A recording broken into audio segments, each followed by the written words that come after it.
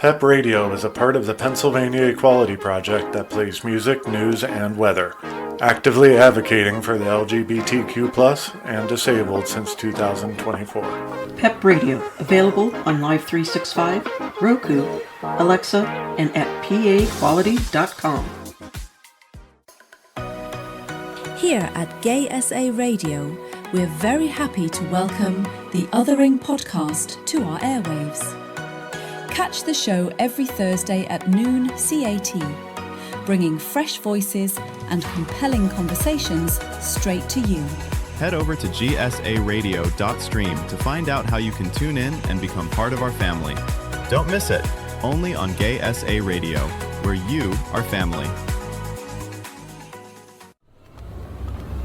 One man and one woman join forces to rid the world What are you doing? of inequality and fascism. Seriously? I'm trying I'm trying to do a promo here. For whom? What are you doing? Welcome to the Othering Podcast with Mike and Dory.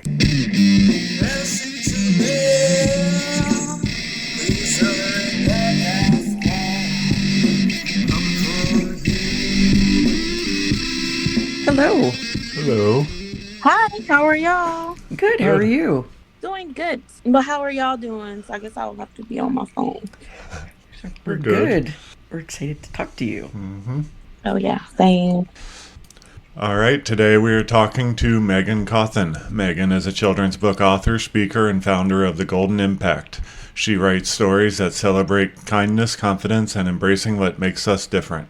Living with Albinism has shaped her mission to empower children, teens, and women to shine from within and impact the world. Welcome, Megan. It's great to have you. Thank you so much for joining us today. Thank you guys for having me. It is our pleasure. What made you start wanting to write children's books? Why not say like young adult or adult books? Well, honestly, it wasn't really my passion, honestly. I'm a person living with albinism, of course. Mm-hmm. For those who don't know what it is, I have no pigmentation in my hair, skin, or eyes. So it's something I was born with, me and my brother. And I knew I always wanted to educate others on what albinism is, but I just didn't know how I was going to go about it. So, as growing up, I really didn't think much of educating. Well, I wanted to educate others, but it wasn't like my passion to write books. But it wasn't until my daughter, she was in third grade at the time, because my daughter, she's not albino. Yeah. She's melanated, so she has color, I'll say that. Yeah. And so, of course, she's getting asked questions like, are you adopted? Are you mixed? All those questions. So, being a third grader, as you all can only imagine, what that felt like for her, Mm-hmm. Having to answer those questions. So one day she came home from school and she was like, Mom, can you write a letter to my class? Because I am tired of explaining what albinism is. So I was like, you know what? I'll do something better. I'll write a children's book. So that's what made me just go ahead and write the children's book. And the book is dedicated to my mom, my brother, and my daughter. My mom was a heavy advocate for my brother and I when we were younger. She was like the mama bear protecting her cubs. Anybody would look at me and my brother, she was ready to go to war. It's good to have a mother like that. Yes. Yeah, she was ready to go to war. And unfortunately, my mom passed away when I was 21. She had cancer. So, I know she would be very proud of how, I'm just finding my voice and being able to talk about this, because it wasn't something that I could always talk about because just not having that confidence, just that self-esteem piece. Mm-hmm. So that's what really made, my daughter coming home that day just really gave me that push I needed to write the children's book. And thank you for that, because, especially in our society, it is very, are you too melanated, or are you not enough melanated, and all of this, the in-betweens, and the fact that any of us could honestly pop out any shade whatsoever. We run the gamut, and a lot of people don't know that. Sometimes, like, I remember growing up, I didn't even know that we could run the gamut of shades, because all you saw on television or in a lot of the children's books at the time were either heavily melanated people or they were mixed. And so there was no in between, really. And I just assumed that was the only colors that they came in. And I was like, okay, so what's wrong with me? Because I didn't see my representation in it. And it really kind of wears on you, because when you don't see anybody that looks even remotely like you, you feel like, okay, why not? Is it just I'm an anomaly? And then having albinism, I personally would have thought, especially not seeing that even represented, would be difficult too. Because again, you stand out as a sore thumb, so to speak. And it's hard when you stand out and nobody else around you is even remotely like you.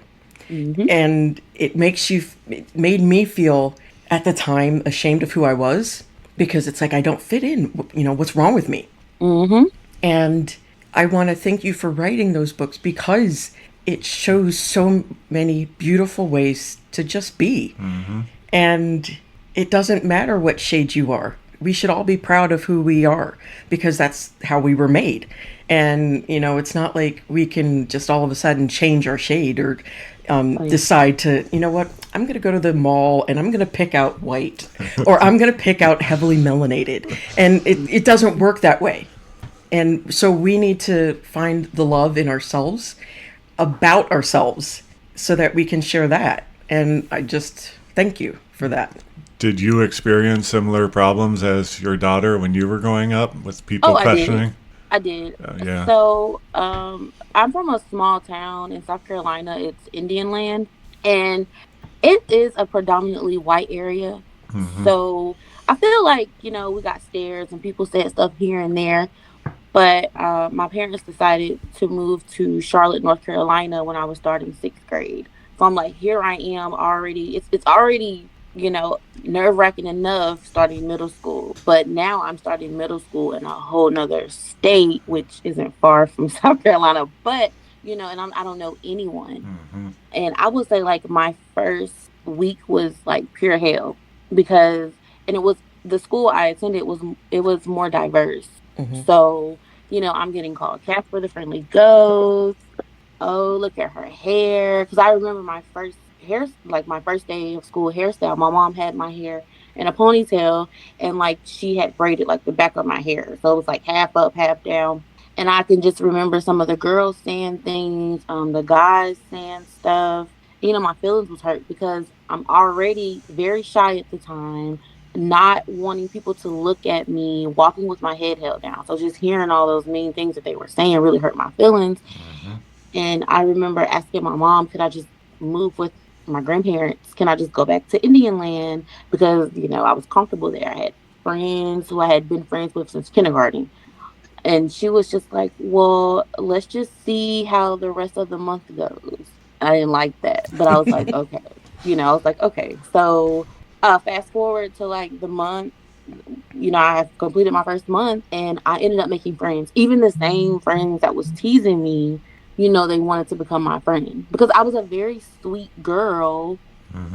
And I did get some apologies after that, because I get it. Like, a lot of the kids, it was their first time seeing an albino person, not knowing. And I know some people genuinely don't know, and then some people are just very ignorant. Yes. So, I would explain to them what it was, and then they was like, oh, well, that's cool, and then they just start asking 50 million questions. Yep. And so I think moving to a different area, meeting new people, that really brought me out of my shell. And I didn't see it at first. I was just like, oh, I don't want to do this. Why do we have to move? But I think that's something that me and my brother both needed, because it really, really helped build my confidence, build thicker skin, because kids can be mean. Yes. Yeah. Like really, really mean. And I even think now, my daughter's in 8th grade now, and I feel like it's a lot worse now. So I'm just like, I can only imagine, how it really would have been like kids are just mean. I don't understand. Yes, I they are. just do not understand why they're so mean. But moving to Charlotte was one of the best decisions I think my parents could have made. Now, looking back, I'm like, yeah, I really needed that. Mm-hmm. And then I did go to a HBCU, so I was around, a lot of melanated people. College wasn't the experience with college. It wasn't as bad, but of course, people still saying little things, but I just ignored it. But it has definitely been a journey, and I can remember asking my mom if she could paint me brown because I did not want to be fair skinned. Mm-hmm. And it would make her. I remember one time she told me like it made her sad. She did cry because she was like, I don't want my kids dealing with this. Mm-hmm. And when I got pregnant with my daughter, I'll be honest, I was like, I hope and pray that she is not albino, because I just didn't want her. I didn't want her experiencing those things. And I know people get picked on however they look, but I just knew what me and my brother went through, and I was like, yeah, I do not want to, because I'm gonna be Mama Bear like how my mom was, and it's just like, yeah, I don't have time for that. And so when I was telling my mom, I was like, yeah, I pray that she's not. And my mom was like, well, if she is, it's okay, because you're gonna love her just the way I loved you and your brother. Of course. And I was like, oh yeah, but I'm not gonna lie, when I had her, it was a sign of relief, like, oh yes. She was really, really light, but she was not albino. And so that was, I'm not gonna lie, I was happy about that. But of course, had she been albino, I would have loved her. And as she gotten older, I would have made sure she embraced who she was, because we are all unique. Mm-hmm. And years later, I got pregnant with my son, and I didn't even think about him being albino because I didn't care. I was like it didn't even cross my mind about him not, being albino. Mm-hmm. And I have a 1 and a 14-year-old, so I have a gap there. Yeah, I have a gap. So, yeah, but it didn't, like I said, it didn't cross my mind. With him. I was bullied like all 12 years of my schooling, pretty much. It was pretty bad. All the kids were just assholes all the time, super bullied, and it really, really, really affected me growing up. Like, yeah. I'm a very quiet person because I learned the more I talk, the more there is to bully me for. So I became a very quiet, withdrawn person. I've improved over the last 30 some years, I guess it is. But it really, really screwed me up throughout my entire life. It sounds like you kind of bounced back a little better as you made the friends and after your move. Did it affect you a lot throughout your life, or were you able to kind of come back a little bit more and have more confidence as you grew up? Yeah, so I'm 34.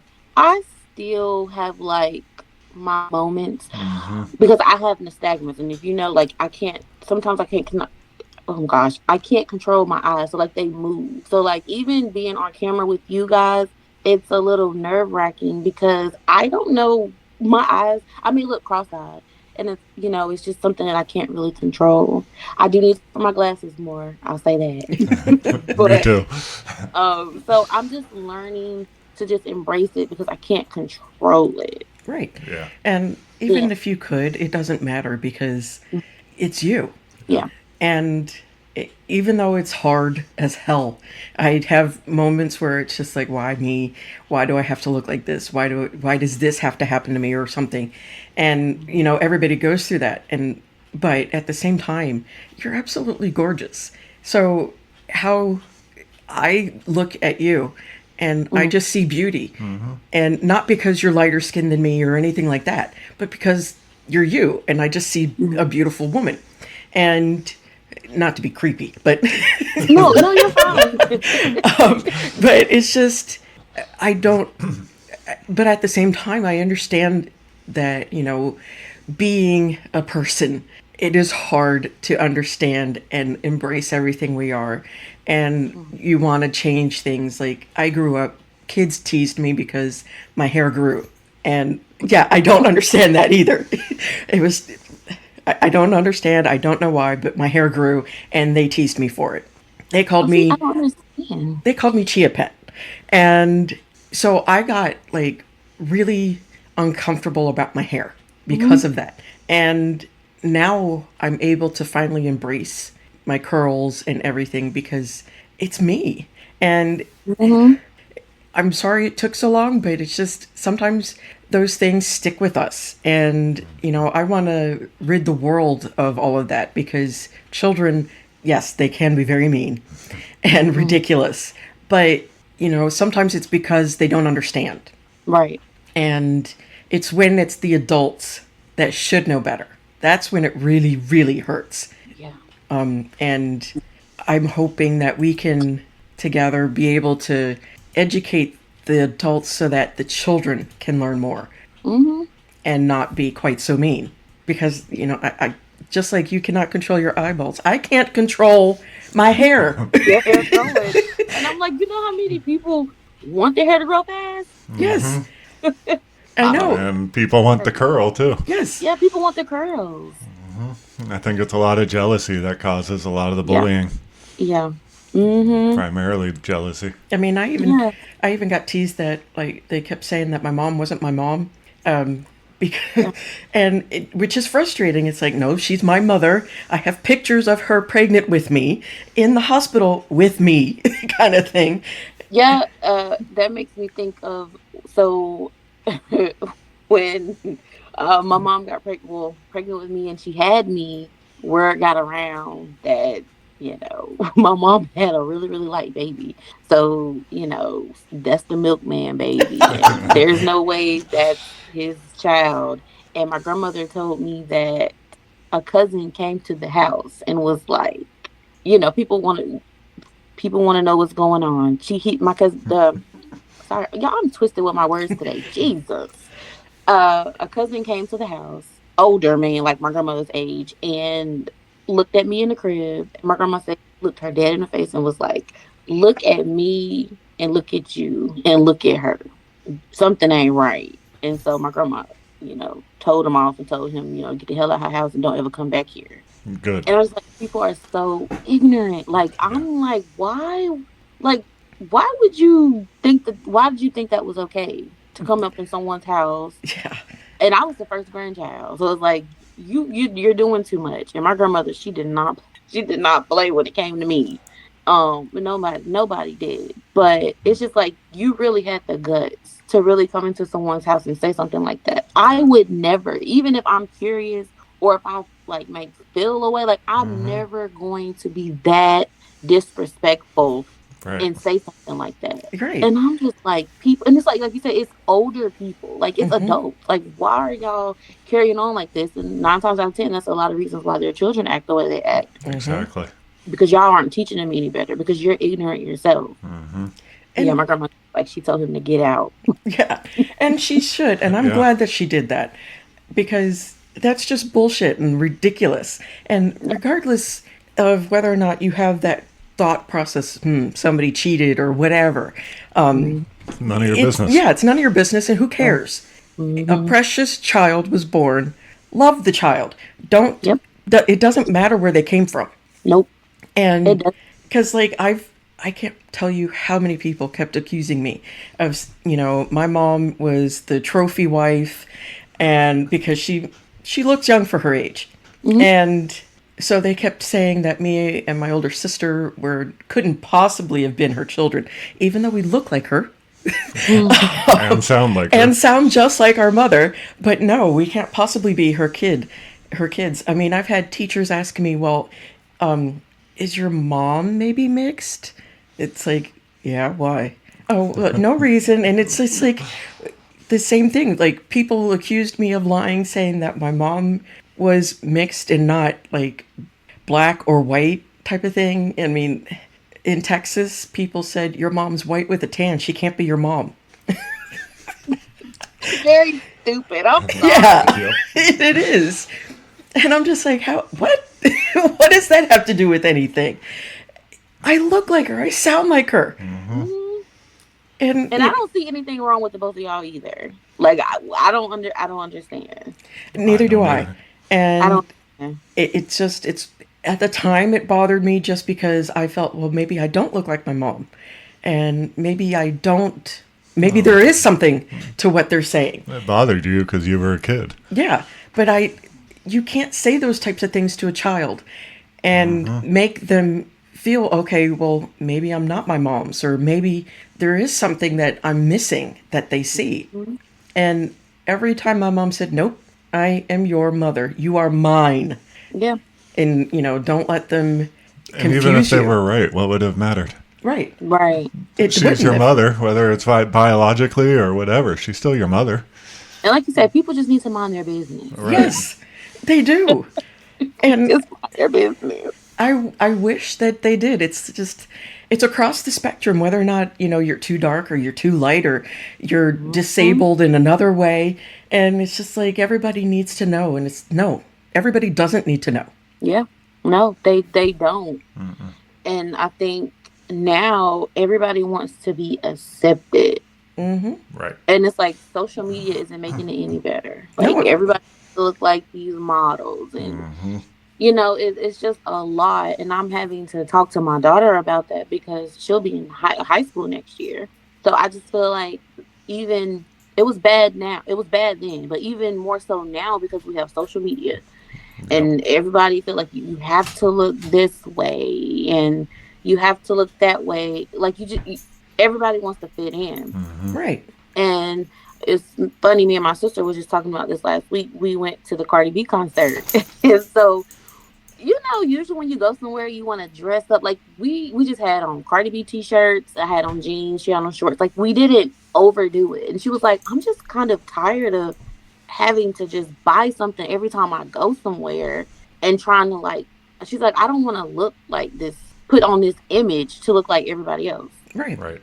And I was like, yeah, you're right. Like, you are right. It's okay to kind of look plain but decent and going somewhere. Like, we don't have to glamorize everything. And I feel that is a lot of what we do. Yeah.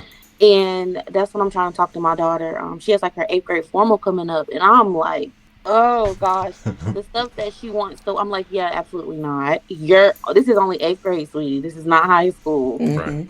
And it's like she wants to have lashes and the nails, and I'm just like, no, like, you don't have to look like everybody else. Right.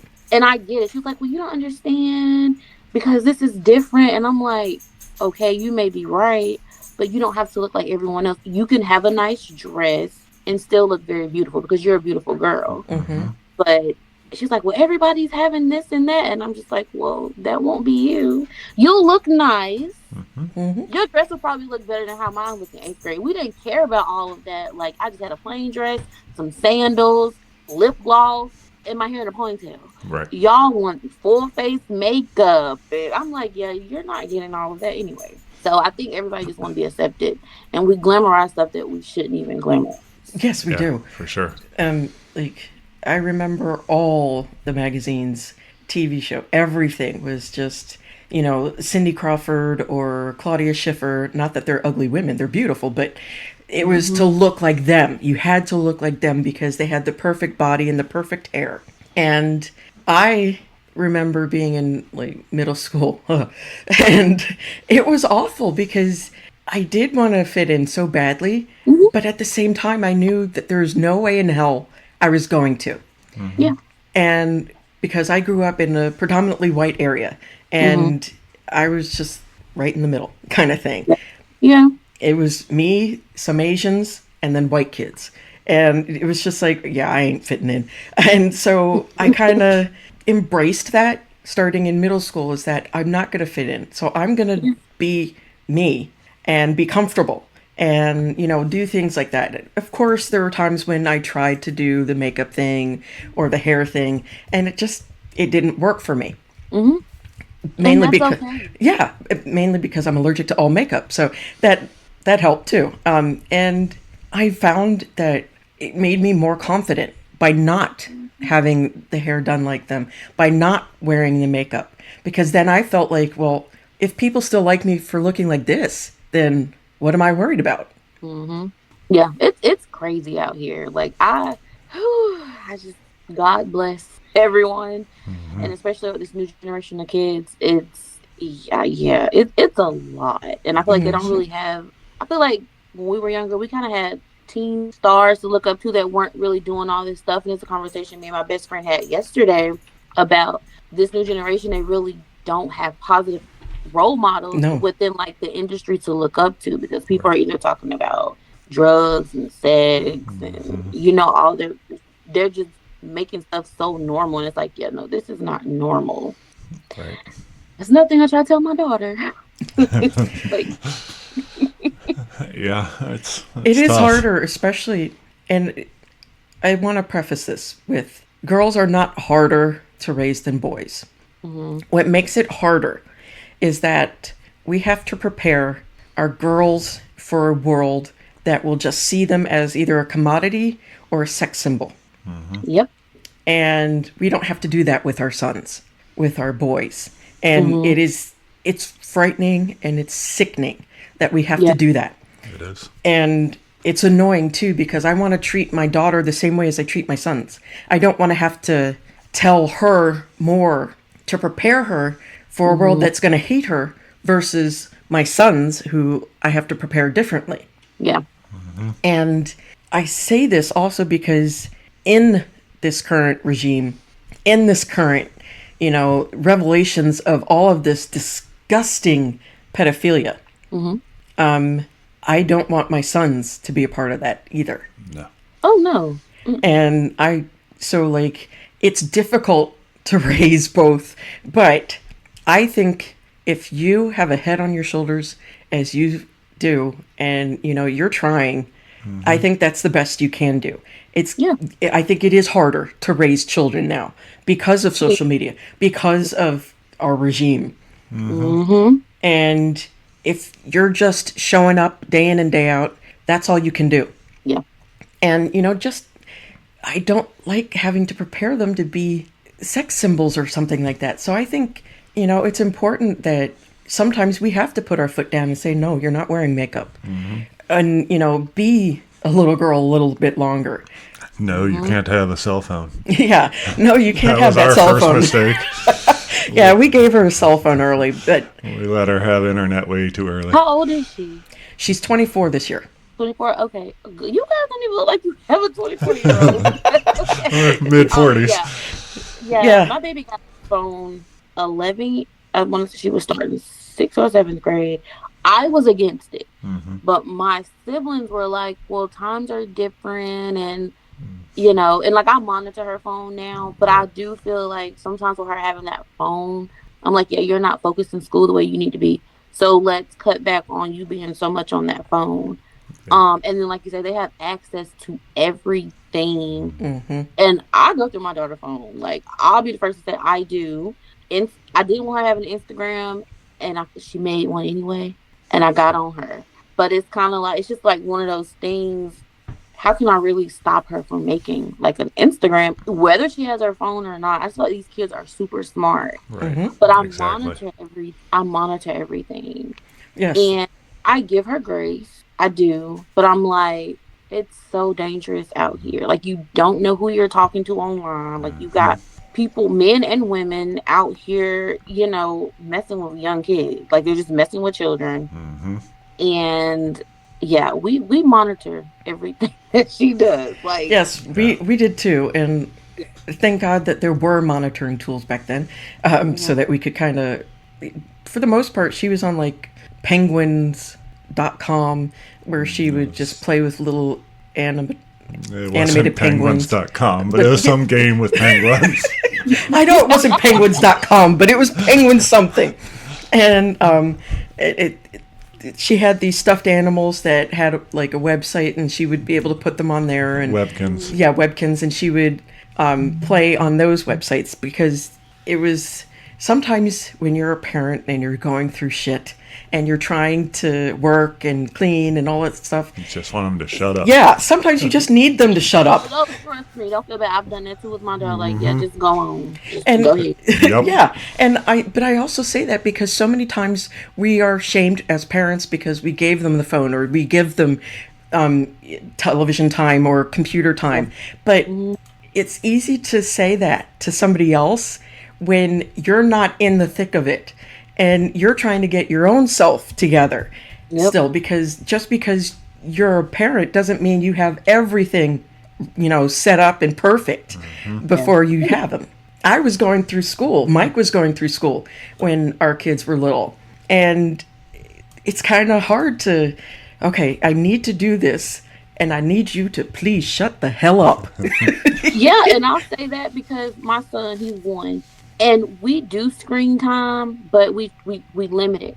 And I'm not gonna lie, I was the type of parent when I first had him, cause with my daughter, like we would go out to eat, she was never like on the phone. I don't know, she found like she would color. He's 1, so I was like, yeah, we go out to eat. Yeah, he's not gonna be on the phone. I'm gonna tell you one thing.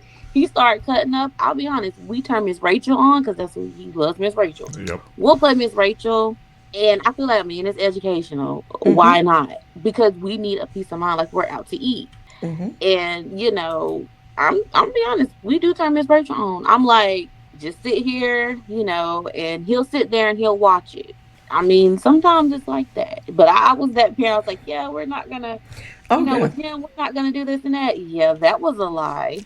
And You gotta it do what is. you gotta do. Yeah, because That was a lie. I said that too. Oh, you know, my kids are gonna stick to the 2-hour limit, and it's gonna be perfect, and everything is gonna be coming up daisies and rainbows.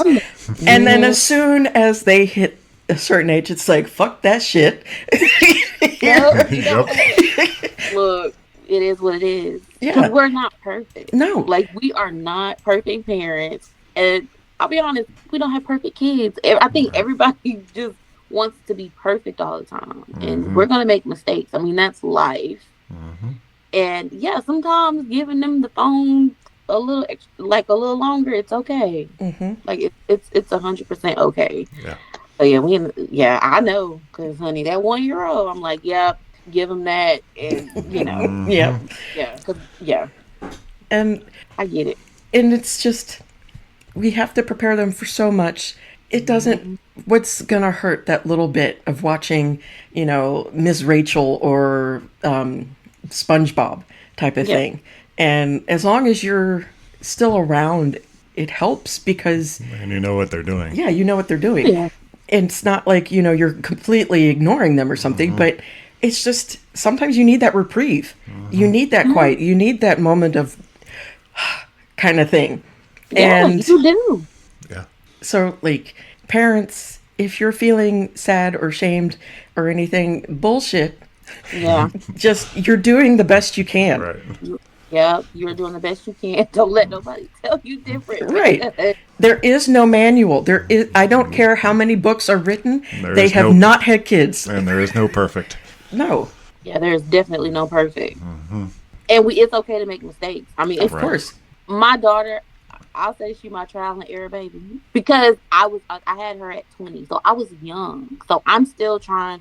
Hell, I'm still basically kind of a baby myself, and then I'm trying to raise a baby, and then it didn't make it any better. My mom passed when my daughter was 1.5 years, so it's like I had my mom for a lot of things with my daughter, and yes, I have like my stepdad and my dad, but it was just kind of we were very sheltered as a child. I'll be honest, we were sheltered, and so my mom, like, she helped with a lot of things. So it was like, when I got my daughter, I already had to be like responsible, but I still had my mom to lean on. So it's like, when she passed, like, I literally had to just grow up even more. It was like, Megan, yeah, mom's not here anymore. You really got to do this and that. So, yeah, I had to learn a lot. So it's like, it was I made mistakes along the way, and not necessarily like bad, but it's like kind of letting her get her way and you know, all of this type of things. And so I'm kind of making up for it now with her being older, because I'm very stern now. She's like, you've changed, I don't like this. And I'm just like, well, you're older now, so the things that you could and you probably shouldn't have been getting away with when you were younger, yeah, that's not going to happen now. It's not going to fly. Like, there are consequences to your actions. Yeah. So yeah, I definitely get it. Yeah. And it's gonna be the same with my son too. Like, I know It's always different. too. Yeah, and it's always different. Like, our eldest, I can't tell you how many mistakes we possibly made with her. I don't even think you could count to the amount of mistakes we made with her. Too many. But at the same time, she's an amazing person. She's brilliant. She's beautiful, of course, biased, but Oh yeah. All right. and she's, you know, she just finished college, and she graduated at Hofstra with great grades, and she's happy. Mm-hmm. And that's the biggest thing, is that we want them happy. Our sons are, going through their growing pains. They're 18 and 19, going to be, oh my God, 20 and 19 soon. And they're, going through a lot of their stuff. One's about to graduate high school, and he's already, got his next 10 years planned. And the other one is he's wondering what he wants to do. And that's okay too. And even though it's so different, it sounds like, it really isn't. I can't, and I'm also one of those mothers that tells them everything. If you ask me something, I'm going to tell you. Oh yeah. I'm not going to sugarcoat it. I can't, because that's just not me. And I've told them millions of times, where babies come from, and they're just like, okay, Mom, I don't want to know anymore. And it's just like, no, you need to know this stuff. But I can tell you, not being told that stuff hurts you worse than knowing it, because I wasn't told nearly enough growing up. I learned a lot of it from Dory. It's a lot. Yeah, it is a lot. But it's important to talk about those things, because I think my thought process is, do I want my kids have to turn to their friends or somebody else's parent to get the information, or do I want them to feel like they can come to me? And so the thought was, I want them to come to me. I want them to hear the curse words from me. I want them to have the questions and be comfortable to come to me. And so I just told them everything whenever they were ready for it. And even sometimes they weren't. And I think they're better for it. They're better prepared. I even told them, I love you to pieces, but if you rape somebody, if you murder somebody, I'm going to throw you in that jail. I will love you, I'll visit you, but you're going to jail if you do wrong. Yeah. Right is right and wrong is wrong. And that's what we're teaching my daughter right now. And I'm like, don't be a follower, be a leader. Yeah. Because, following someone else as doing something that they're not supposed to be doing will get you in trouble. And you could have just been like a bystander there. And then here you are getting in trouble because of something that had nothing to do with you. Like, you really need to watch the company that you keep. Yes. Yeah. You really do. And I know sometimes we do just have to let our children learn on their own. And a lot of times we don't want to do that. But we're not going to be there 24/7 to protect, to protect them. So I always let my daughter know, just know every time you leave out this house, there are consequences to your actions. And she's a pretty good kid. She's having growing pains now and trying to figure things out. But I always tell her, it's you got to make decisions for yourself. And if you feel like something isn't right, you go with your gut and you get away from it. Right. Yeah, my mom taught me the same thing. Go with your gut. If it feels wrong, it is. And, don't ever not listen to it, because you can get yourself into some serious shit. Yeah. So I want to talk about you a little bit. Yeah, sorry. Sorry. I know we kind of went off. I'm sorry. The Golden Impact. Can you talk about that? What that is and where that came about? So the Golden Impact, it's my book brand. So I wanted it to, the name came from just kind of like being able to shine your light. When you think about golden, I feel like you just think about just just being able to shine your light. And it's just like a very solid color. And of course, impact comes from, I want to be impactful. I want to be able to impact those around me, those in the world. And it's, structured off of building that confidence, finding your voice, knowing who you are. Because like I said, I feel we can lack confidence because of what someone else has said to us. Like you said, it can stick with us forever. So it's just being able to build that confidence piece, being able to find your voice. And so that's really what the Golden Impact came from. I don't know. I was just trying to write out 10 different names. I was like, what do I want my brand name to be? And it was just something about the Golden Impact that really stuck out to me. So I was like, yep, I'm going with that. And then I think about myself being the golden child because I say I'm my parents' golden child. Well, of course. So I was like, yeah, golden impact. It sounds very powerful. um and very impactful, and that's what I want to do in life. Like, I want to be able to leave this earth knowing that I was able to impact others and make people feel seen and valued, because we all are enough, whether we want to believe it or not. You are enough. Yes. And just being able to build that confidence piece. Confidence is key, and it's very important. And especially now, Yes. Yeah. with everything going on, like, some people are not confident because we're looking up to other people, social media, and it's just, we need to be able to find what makes us confident, and you need to just stick with that and know that you're the shit. You know what I'm saying? Yeah. Yep. Exactly.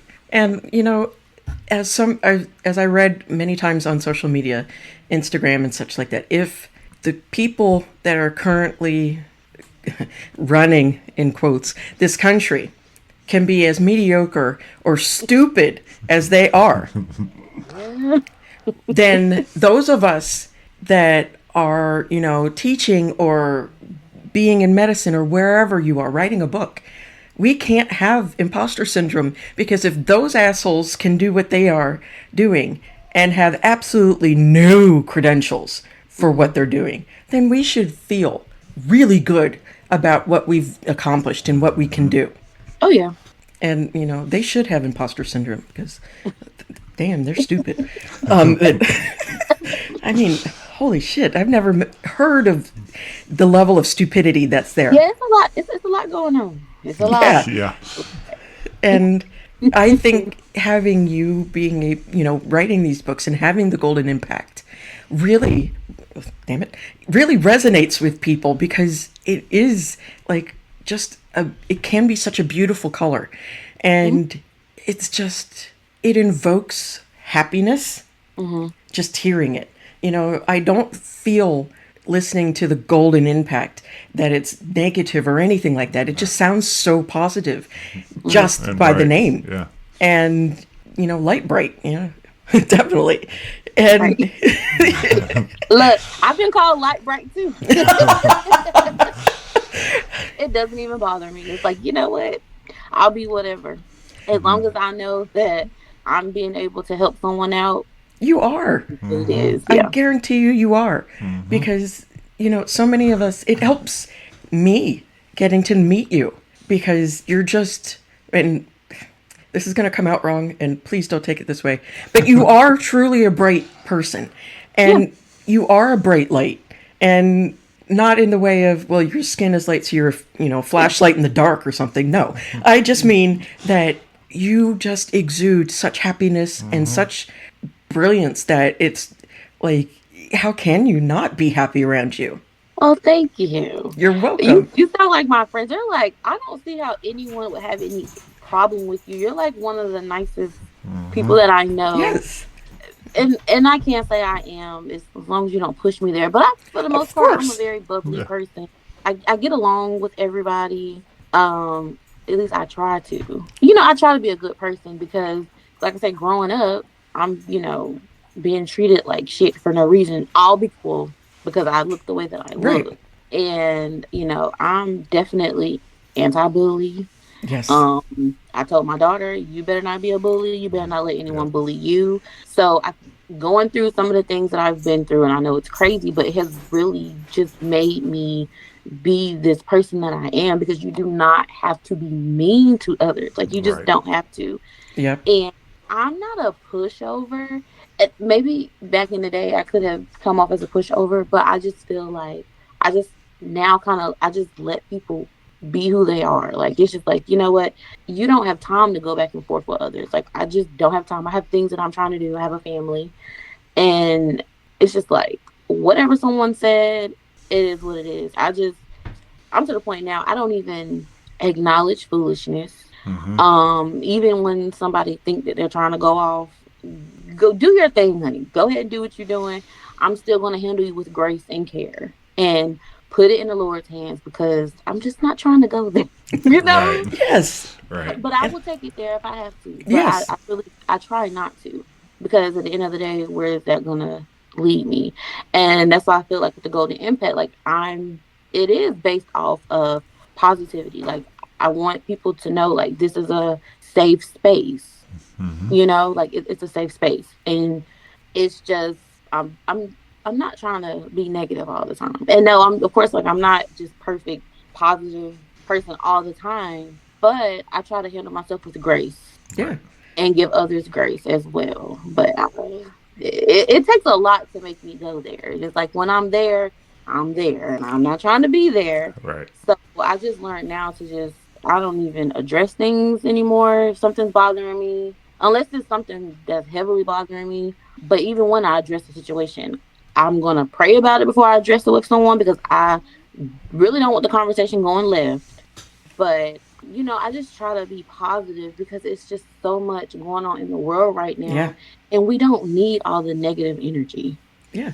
But I honestly, like, I don't see how you could possibly ever be negative, because you're just talking to you, I can see at how beautiful you are inside and out. And I really appreciate what you do, because we need that awareness of, especially like with colorism and such. And that everybody comes in different shades and different colors. And it's okay if you look different. And it's okay if you have blonde hair versus red hair or brown hair. It doesn't matter, because that's what makes you you. And we no longer will ascribe to being ashamed of what we look like. We are proud of who we look like, what we look like. And it's because it makes us beautiful. It makes us unique. It makes us different, so that we have different aspects to share with each other and with the world, so that everybody understands that, oh, okay, it's okay to look different. Yeah. Yeah, just embrace it. Yeah. Learn to embrace it, and, you know, it's okay. Embrace who you are. Don't have to be accepted by everyone. And know that you're not going to be everyone's cup of tea. Like, Yes. everyone's not going to like you. And That is the biggest key right there, is that not everybody's going to like you. Not everybody has to like you, but you have to like you. Yep. And that's all. yeah, like I recently said, though, you know, us sticking out, I think, is actually a benefit, and it actually is an even more beautiful thing, because of sticking out. We got to learn things about ourselves and other people, so then we can be the leaders and the caretakers, so to speak, to bring other kids, other adults into the fold of, you know, it's okay to be you. Yep. And it's I like to say, being different is our superpower. Yeah. So, you know, being different has really shaped me to be the person that I am today.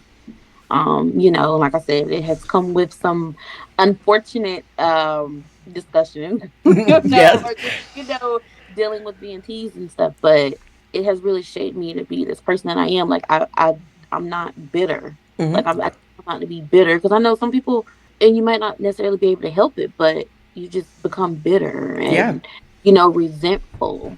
And you know, I'm not any of those things. Like I don't resent my parents for us moving to Charlotte. I didn't like it, but you know, I didn't resent them for it. Right.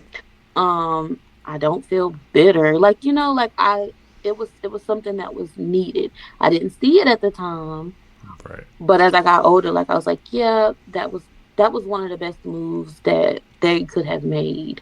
I'm not saying that I wouldn't have got out my shell had I not moved, but I feel like that really was the push that I needed. And then once I graduated middle school, I went back to Indian, so I got to be back with all my friends, and I met new friends. So, but I feel like I came back to Indian Land very positive, like just having like a different outlook on life, and just really embracing who I was, you know, just enhancing my beauty. And so, you know, that's always a good thing. It is. Yeah. It is. And I want to thank you so much from the bottom of my heart for talking with us and for sharing your light and your golden impact and everything. And I want to know where you got the names Nelly and Ollie, because those are adorable. So the name Nelly, it just popped in my head. I was like, I really like the name Nelly. So it really was supposed to be Nelly and Oliver. And then my daughter was like, oh, I don't like that. What about Ollie? So I was like, okay, that's cute. Nelly and Ollie, it rhymes. I was like, okay, we'll go with that. So she gave me the name, Ollie. Because Nelly and Ollie, it does sound better than Nelly and Oliver now. And I don't know where I got Oliver from. I think it's adorable. I love the names. So she came up with, she was like, what about Ollie? So I was like, that's cute. And then, of course, Nelly, I say Nelly is me. And I say Ollie is my brother, but that's just like a little inside joke. But I definitely wanted the story to, it's a children's book. So I wanted to use an animal. And I got that idea from someone because I was trying to figure out how to even write the story, how the interaction was going to be with the characters. So I didn't want to use a dog. I just feel like that's very common. And I was like, well, a squirrel. I was like, squirrels can be friendly. Kids like squirrels. They like chasing after squirrels. So I was like, oh, we'll go with the squirrel. And then, there are albino squirrels. So I was like, let's just, go with this way. And then it literally took me like 20 to 30 minutes to write the book because it's based on me and my brother's life. So it was easy to write it. And of course, like with editing and stuff, it took some months and illustrations and all that. It took about 4 months. But actually writing the story, it didn't take no time at all.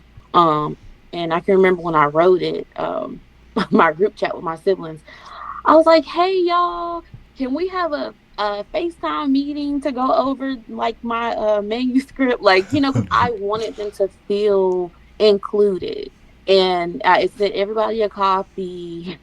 Like we literally picked the time, and I was like, well, I'm gonna call everybody at this time, and they were just like, yeah, Megan, we like it, and all this, and it made me feel good. And then they came up with like, well, what if you did this and that? So it was very important for me to get my siblings feedback as well, and it turned out great. I think so too. And I love it because I love the idea of the squirrel. I had bad dealings with the squirrels because where I lived in New Jersey, they're like mafia squirrels, and they will throw acorns at you as you walk past. And we had squirrels that were in our trees. We had this big giant tree in the front of our house.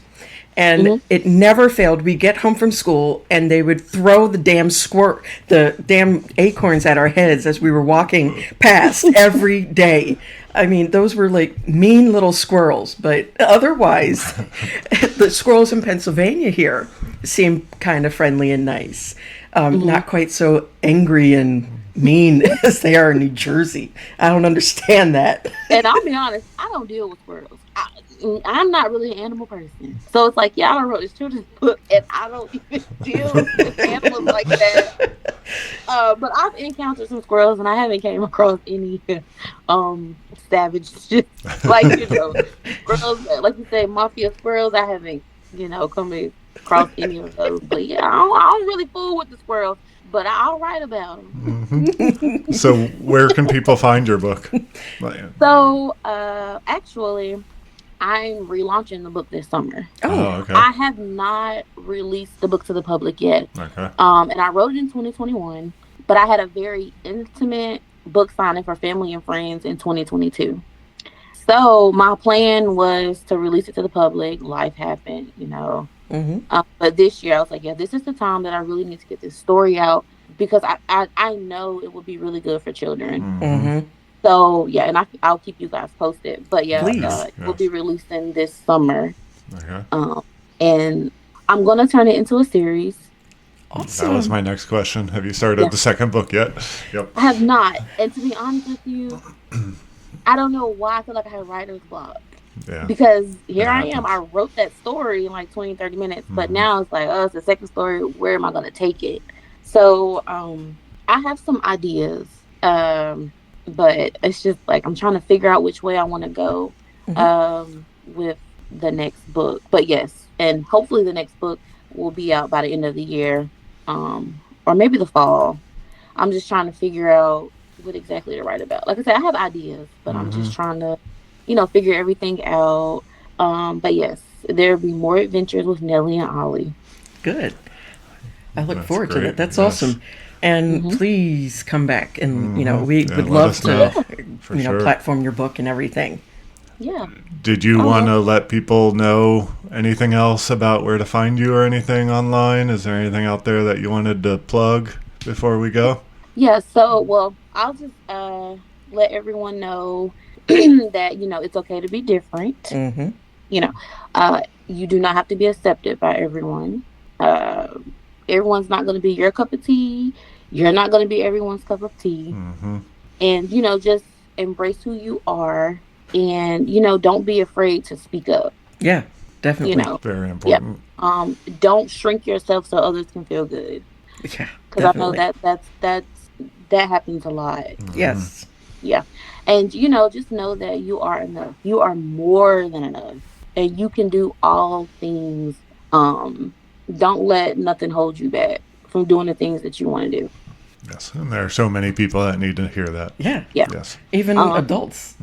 Yeah. Even adults. Yeah. for sure. And which brings me to my, I am currently writing a self-help book.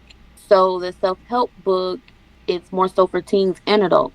And it just talks about, it goes more in depth about my childhood till now, like and then just giving different takeaways and reflections and, how I was able to overcome things. So yeah, that'll be coming, that may be coming this summer too. Okay.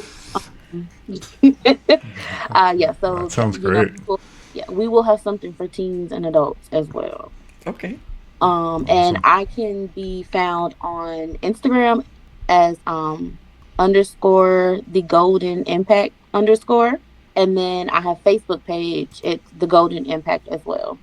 All right. Thank you Cool. so much. Thank you That so is much for awesome, joining us. and I Yeah, look thank forward you to guys more for- books and such from you, and we'll have to always, meet up and talk about your books and get them platformed and everything Yeah. with us. Definitely.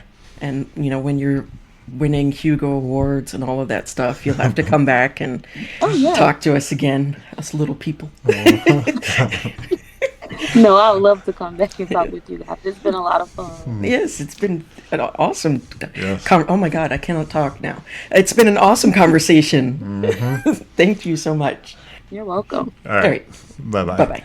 Thank you for listening to the Othering Podcast by Mike and Dory. Please like and follow us on all of your favorite social media. The Othering Podcast is produced by LoudCore Productions, graphics by Josh, and music by Jordy James.